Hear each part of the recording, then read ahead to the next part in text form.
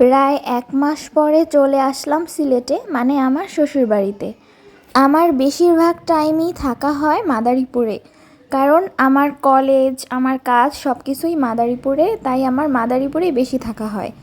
আর সিলেট যখন যাই তখন আমাদের প্রচুর ঘোরা হয়। আজকে আমরা ঘুরতে যাচ্ছি সিলেটের ট্রি টপ রিসর্টে। কিন্তু ওই দিন আমরা ভুল টাইমে চলে যাই, কারণ ঢাকা থেকে একটা ইউনিভার্সিটি থেকে অনেকগুলো স্টুডেন্ট অ্যান্ড স্যার ম্যাম আসছিল, পুরো রিসোর্টটা বুক করে নিয়েছিল, তাই বাইরের কোনো গেস্টকে ঢুকতে দেওয়া হচ্ছিল না। কিন্তু আমরা একটু রিকোয়েস্ট করলাম যে আমরা তো দূর থেকে আসছি, মানে আমি তো দূর থেকে গিয়েছি, আর ফার্স্ট টাইম আগে আমার সাথে আমার শ্বশুরবাড়ির সবাই যারা গিয়েছে তারা আগেও এখানে যাওয়া হয়েছে তাদের, কিন্তু আমার তো যাওয়া হয়নি, তাই তাদের রিকোয়েস্ট করা হলো।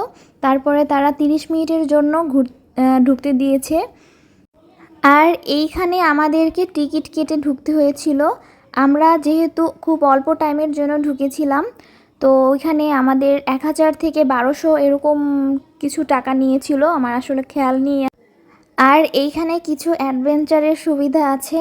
আমরা তো কম টাইমের মধ্যে ঘুরেছি, তাই অত কিছু করা হয়নি। আর এখানে ছিল তাঁবু, আমার এটা খুব ভালো লেগেছে। অনেক স্কুল থেকে বা কলেজ থেকে অনেক স্টুডেন্টরা যখন আসবে তখন তারা এখানে থাকতে পারবে তাঁবু করে, এটা খুব ভালো একটি সুবিধা। এইখানে আমরা সবাই বসে অনেক পিকচার তুলি আর সব জায়গার ছোট ছোট করে ভিডিও করতে থাকি। আসলে ভিতরের প্লেসটা ভালোই, একটু বড়, ওইখানে একটু বেশি টাইম নিয়ে ঘুরতে পারলে আরও বেশি ভালো লাগে। আমরা শুধু তাড়াহুড়া করতেছিলাম যে কখন 30 মিনিট শেষ হয়ে যাবে, কখন আমরা বের হব। আর এইখানে ছিল ঝুলন্ত একটা ব্রিজ, এটা খুব সুন্দর ছিল। আমরা এখানে গিয়ে অনেকগুলা পিকচার নেই সবাই মিলে। আর এই প্লেসটাও খুব সুন্দর ছিল, এখানেও আমরা অনেক সুন্দর সুন্দর পিকচার তুলেছিলাম।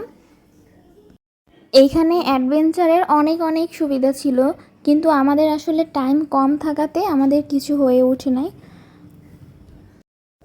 এই প্লেসটাও খুব সুন্দর, আমরা সবাই এখানে অনেক অনেক ছবি তুলি, অনেক ভিডিও করি। আর আমার তো খুবই ফুল পছন্দ, আমি যেখানেই যাই ফুলের ছবি, ফুল দেখলে আমি ছবি না তুলে থাকি না। এগুলোও আমি ভিডিও করে নিয়েছিলাম, ছবি তুলে নিয়েছিলাম। আর এই যে ঝর্ণার মতো পানি পড়েছে, এখানে আমরা বসে বসে অনেক পিকচার তুলেছি। আর এইটা হচ্ছে আমার ছোট্ট কিউটি ননদটা। এইখানে দোলনা আছে অনেকগুলো, আমরা তো দুজনে দোলনা খেতেছিলাম, কারণ আমরা যেখানেই যাই দোলনাটা মিস করি না। আমি আবার একটু চলে আসি এই ঝুলন্ত ব্রিজে। আমি একটু ব্রিজের ওই পাশে গিয়ে দেখতে চাচ্ছিলাম যে ওইখানে কি আছে। তো ওইখানে গিয়ে দেখি চেয়ার টেবিল রাখা, এখানে বসে আসলে কারোর সাথে আড্ডা দিতে, চা কফি খেতে খুবই ভালো লাগবে। যদিও আমি চা কফি খাই না, কিন্তু যারা খায় তাদের খুব ভালো লাগবে।